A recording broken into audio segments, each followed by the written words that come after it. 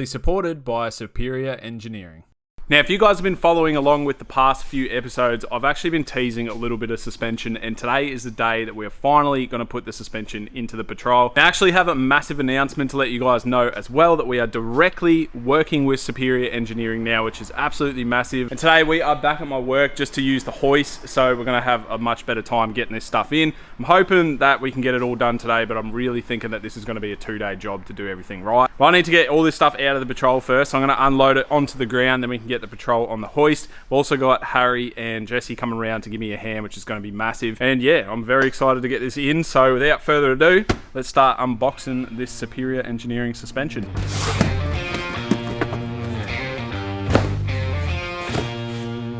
Right, as you can tell, we've just about got every single suspension piece for a Patrol sitting on the floor here, which is why I think this is going to be a 2-dayer. Harry and Jesse have rocked up, which is going to be a massive help. So what we've got is we're doing a 4-inch and 3-inch lift, so 4-inch front, 3-inch rear. We've got all the arms, so we've got trailing arms, we've got upper control arms adjustable.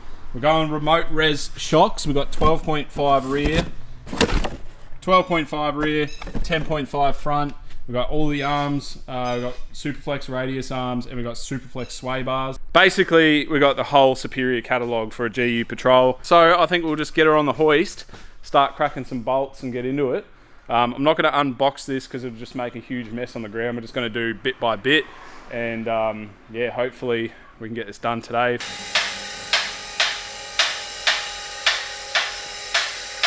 So the GU's up in the air, so what we're going to do is we're going to lay out all the parts for the front on the ground. We can't do the radius arms on the hoist because the hoist arms actually sit on the radius arm mount, so we can't do them.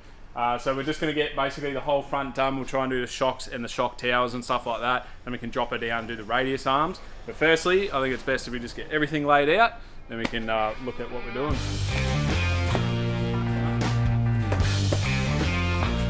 So because I've never done suspension on a hoist before, we're just trying to figure out what we can take off without this diff dropping to the floor, because obviously it's being held up probably now by the shocks and the sway bar and stuff like that. So if we drop too much off, that diff's literally just going to drop. So what we might do is just lower the car onto these stands, and we can actually lift the car up and down and get the Coils shocks and all the front arms in.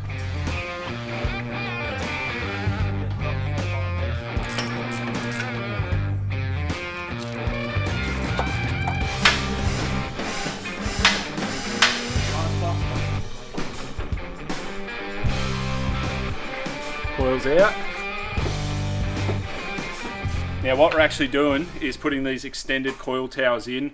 Now what these are good for is putting a longer shock in. So the longer the shock body you can get in, the longer the travel in the shock. And our remote reservoir mount is also going on the coil tower as well. So I'm going to get this all bolted in, and yeah, it's going to look mint. So under here on this raised shock tower, we're going to get one of these mushroom bushes and 2 washers up in that little gap. It's not going to happen. So I'm going to cut into this extremely clean body and probably destroy my car in 2 seconds, but it's got to be done.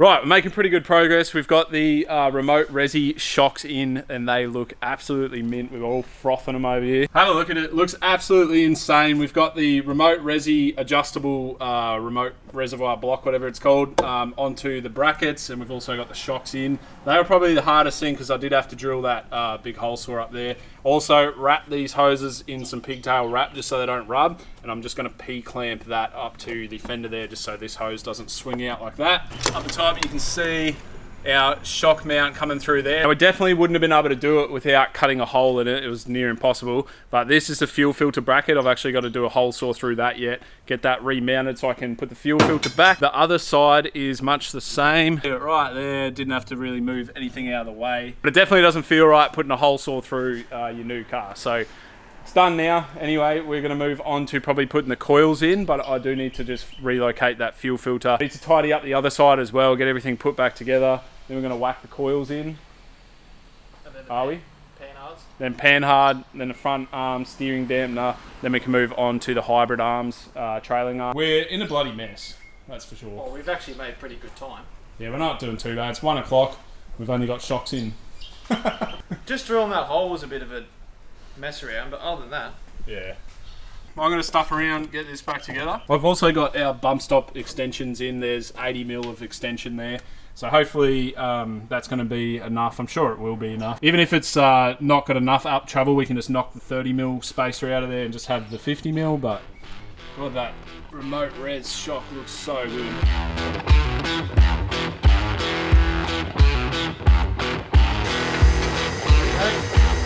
magic.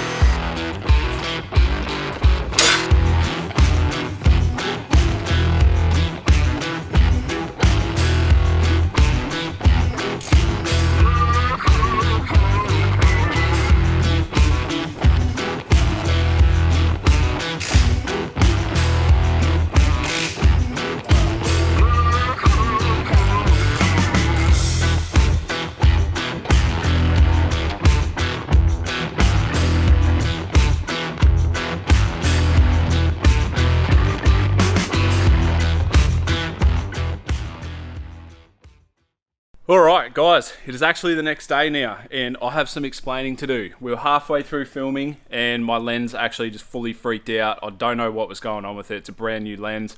Now it wasn't letting me record for longer than a second, so I couldn't actually finish recording last night. But the good news is the whole front end is done. I just really wanted to record it, which is a bummer, but anyway. It's all done, stayed back till 8 o'clock last night. As you can see under here, we've got all the arms put in and it looks absolutely insane. Not only is this suspension really, really practical and probably the highest quality arms and stuff you can buy, but it looks friggin' insane, let's be real. We've got the tie rod here. Now all these arms are super heavy and super strong and they've got their logos etched into them. We've got the brand new steering dampener. I believe this is their new model that comes with some real 10mm sort of thick solid brackets. We've obviously got our coils and shocks in and we did manage to get our trailing arms in as well. Give you a better look at the trailing arms under here. They look friggin' nuts. I am super happy with how this has turned out. I honestly could not stop looking under here last night before I left. We're gonna move on anyway. I'm gonna do the back today. Hopefully get the sway bars in, hopefully get the brake lines done. A lot of the bolts on this car have just been super tight. So like a lot of the time was just consumed by cracking bolts and trying to get stuff off that's just been sitting there for 200,000 Ks. It's been a bit of a nightmare actually. So today we've got to do these lower control arms and the adjustable uppers. We've got a set of coils. Obviously we've got our remote res shockies for the back, set of dropout cones, bump stops and sway bars.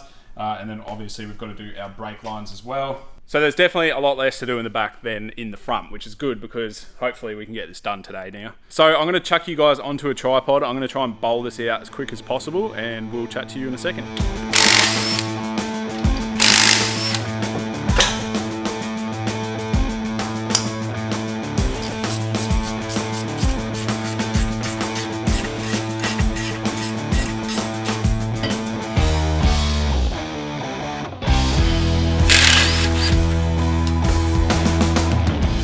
Halfway through doing this back end, but we've got a little problem up here. Our drive shaft is hitting our cross member. It's a very common problem, but if you can see that this piece here is skinnier than this piece, what most people do is just flip them around, and if we need to, we possibly have to notch this cross member like I did on the GQ.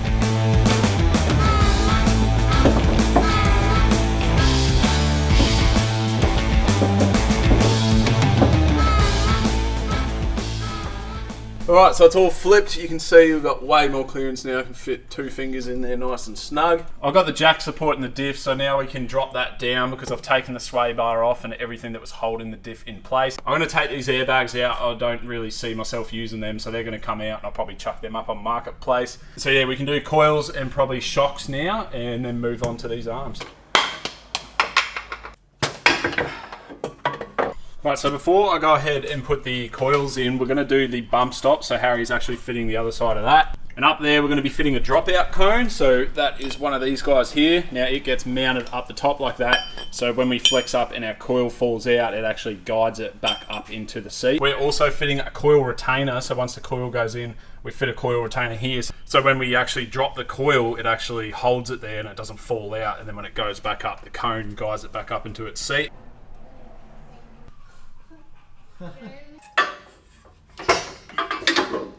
Alright, so we've got the coils fitted up with the coil retainers and also our dropout cones and bump stops, which is looking bloody mint. So now that coil won't fall out at all. So it's time to fit up these shocks. Now they are basically exactly the same as the front, but they're 12.5 inch shocks, so they're nice and long.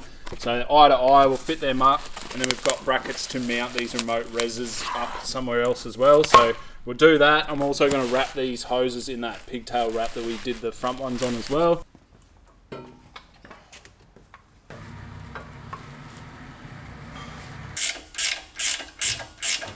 Just putting these remote res brackets on, they go on top of the tow bar just like that, but you have to actually drop the tow bar right off to fit this on because you got to get the 2 studs through. Right, so the remote res shocks are all in, and I've got the brackets up underneath the rear bar here. You actually had to drop this tow bar to put it in. See, this is a rear bar, and you come under and you can see the bracket and the mount up there. Basically just see that the hose goes through there, and we've got our dial right there, so that's all nice and neat. The brackets definitely make things easier with figuring out how to mount those reservoirs. I don't actually know where you'd put them without that bracket, so they came in clutch. It's time to move on. We've got arms to do. We've got these lower control arms and upper control arms. These ones are adjustable for the pinion angle. These ones are just a fixed length, so we're going to chuck those ones in now, then we'll probably do them last. So to do these arms, I'm actually going to chuck the wheels back on and put it on the ground, just because then I can rock the car back and forth and get the eyelets to sort of line up. It's just a little bit easier. I might crack the bolts while it's in the air though, and then we can drop it down.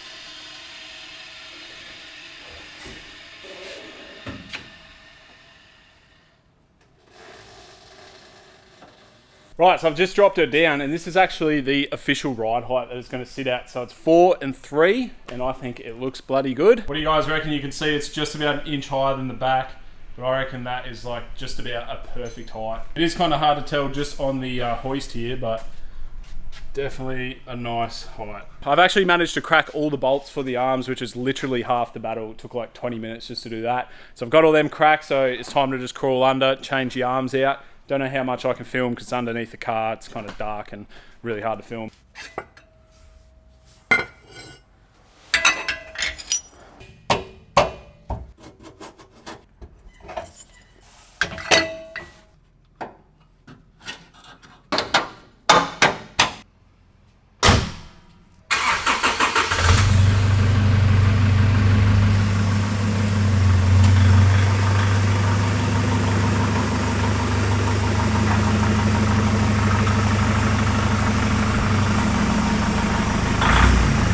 We're all done, everything's tight except we didn't do the sway bars, but I did just bleed the brakes. I've done the extended brake lines and everything's good to go. So I'm going to quickly get out of here. I'm going to carry this video on to tomorrow. So I'll see you guys then.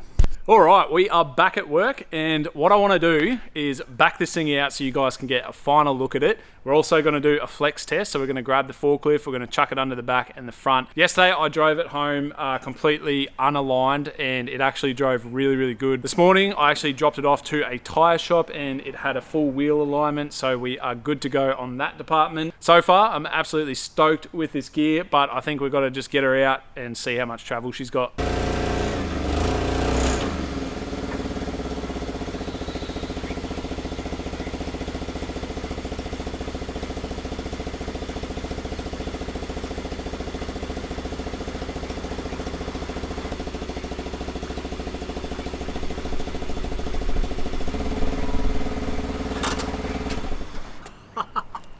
Felt so sketchy lifting that up then, but holy crap, look how much travel that is. I think that's more travel than I'm basically ever going to use. That is a ridiculous amount. If it's tucking on the other side. Oh yeah, tucking 35. When you see it from this angle, it literally has so much travel. Very impressed with the rear travel there, so let's lift up the back and see how the front goes.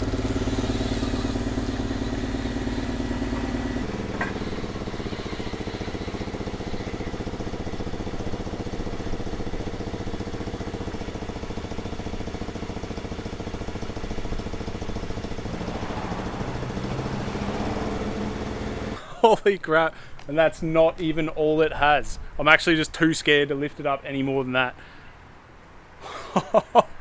I really think that this shock actually has a little bit more to go too, but I'm just way too scared to lift it. This is why I friggin' love Superior. You just get this insane travel with this stuff. Look at this side too. Holy crap. It's so funny.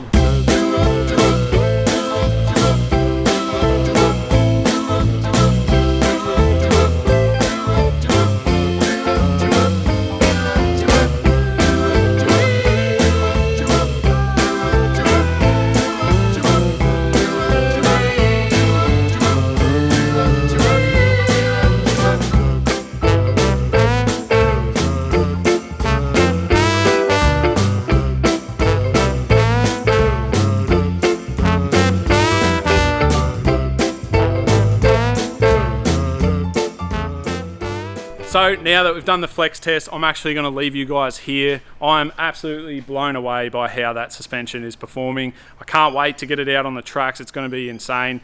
Now, we've got massive things in the works, so if you're not subscribed, please consider doing so. If you like this sort of content, definitely drop a like. And yeah, that's going to be it for tonight, guys. Huge shout out to Superior for jumping on board with us at Roam Life. And I can't thank them guys enough. It's literally a dream come true. So I think we've just got to get out and test this stuff on the real tracks now. So hopefully that's the next episode. I'll catch you guys then. Goodbye.